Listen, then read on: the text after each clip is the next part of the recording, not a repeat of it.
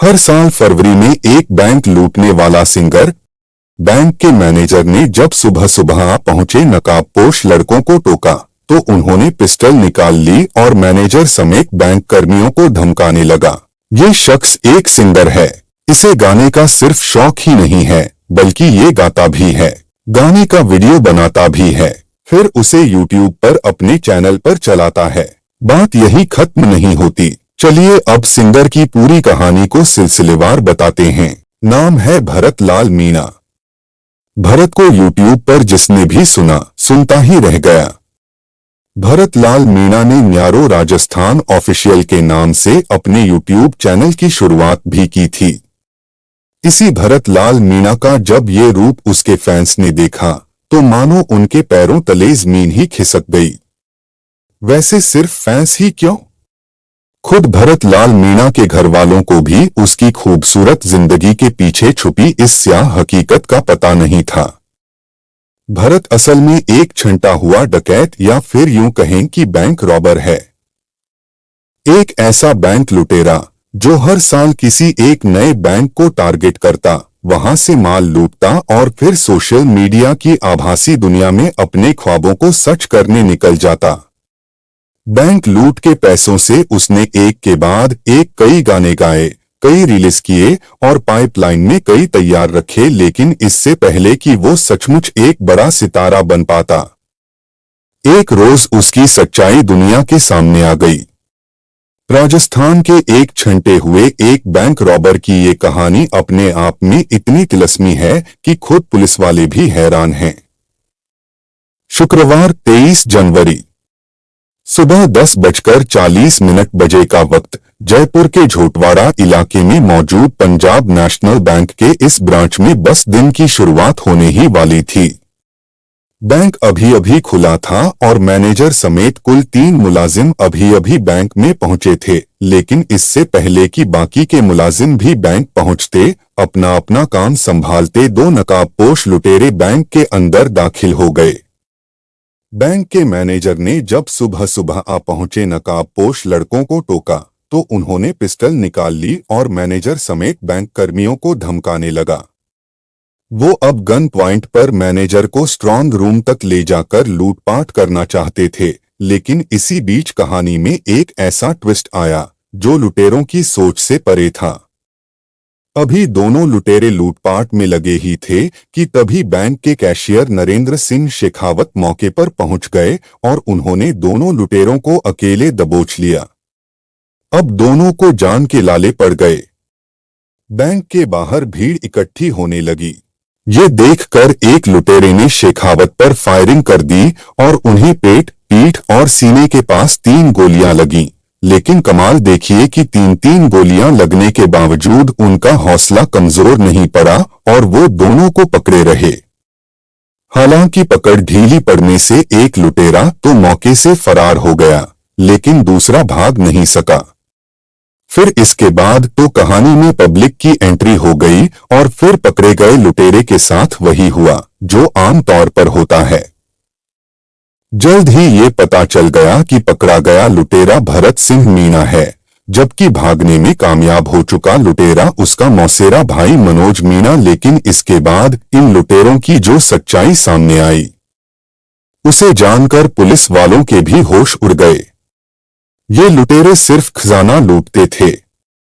जी हां, खजाना यानी बैंक, और वो भी साल में सिर्फ एक बार।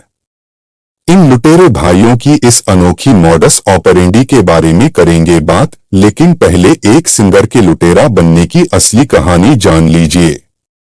भरत लाल मीणा लुटेरा होने के साथ साथ एक अच्छा सिंगर भी है, और तो और उसने जयपुर से ही संगीत की शिक्षा भी ली है। खुद मीणा को भी अपने इस टैलेंट पर पूरा यकीन था, इसीलिए उसने अब से 2 साल पहले यानी साल 2022 में न्यारो राजस्थान ऑफिशियल के नाम से एक यूट्यूब चैनल की शुरुआत की थी। लेकिन लाख कोशिश के बावजूद भरत का चैनल उस तरह से ग्रो नहीं कर पा रहा था जितना वो चाहता था। भरत के चैनल पर सिर्फ 1700 सब्सक्राइबर हैं।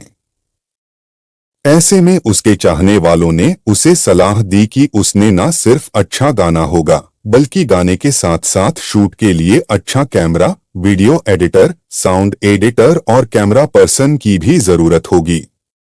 यानी इस काम में पैसा खर्च होगा और बस यहीं से उसने चैनल शुरू करने के साथ साथ आसानी से पैसा कमाने के बारे में भी सोचना शुरू कर दिया और लूट की प्लानिंग बनाने लगा। इसके बाद उसने पहली लूट 8 फरवरी 2022 को विधायकपुरी थाना इलाके में मौजूद एक बैंक में की, जहां से उसने अपने साथियों के साथ 15,30,000 रुपए लूटे। इसके बाद भरत और उसके गैंग ने अगली लूट 6 मार्च 2023 को अजमेर रोड पर मौजूद इंडियन ओवरसीज बैंक में की, जहां से उन्होंने 10,73,000 रुपए लूटे। और तब आखिरी लूट की कोशिश झोटवाड़ा इलाके के पीएनबी बैंक की शाखा में की, जहां भरत भागने के चक्कर में भीड़ के हाथों दबोचा गया और उसकी अच्छी खासी पिटाई हुई।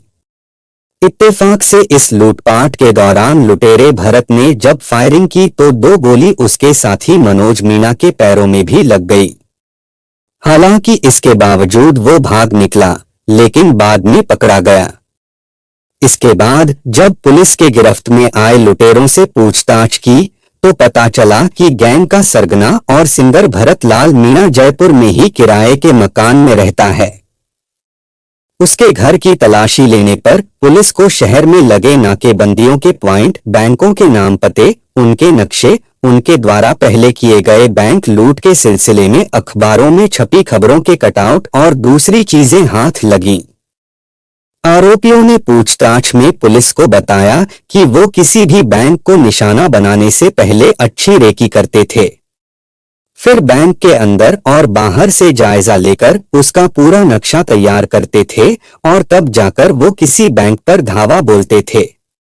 शायद इस बार भी भरत और उसके भाई का थर्ड टारगेट सक्सेस हो जाता अगर पीएनबी के कैशियर ने हिम्मत ना दिखाई होती। कैशियर नरेंद्र शेखावत न सिर्फ उनसे भिड़ गए, बल्कि उन्हें रोकने के चक्कर में हुई गोलीबारी से उनकी एक किडनी हमेशा हमेशा के लिए खराब हो गई, उसे निकालना पड़ा। इस गैंग में सिंगर भरत और उसके मौसेरे भाई मनोज के साथ साथ उनका एक और भाई विनोद मीणा भी शामिल था, लेकिन 2 वारदात में साथ निभाने के बाद विनोद की मौत हो गई। इससे पहले की वारदात को अंजाम देने के लिए विनोद मीणा ने ही रूट चार्ट तैयार किया था। पुलिस को सर्च में मास्टरमाइंड विनोद मीणा के बैंक लूट की प्लानिंग के अपनी हस्तलिखित दस्तावेज मिले हैं। आरोपी वारदात के बाद मौका ए वारदात से कर्मचारियों के वाहन से फरार हो जाते थे और हर 5 किमी पर वाहन, कपड़े और अपना हुलिया बदल लेते थे। आरोपी लूट के रुपए से मौज मस्ती करते थे। आरोपियों ने पूर्व में की गई बैंक लूट के रुपयों से कार खरीदी और जयपुर शहर के सिविल लाइंस एरिया में मकान किराए से लिया था। पुलिस ने अब इन लुटेरों की गिरफ्तारी के बाद उनके कब्जे से लूट के रुपयों से खरीदी गई गाड़ी समेत दूसरी कई कीमती चीजें बरामद की हैं।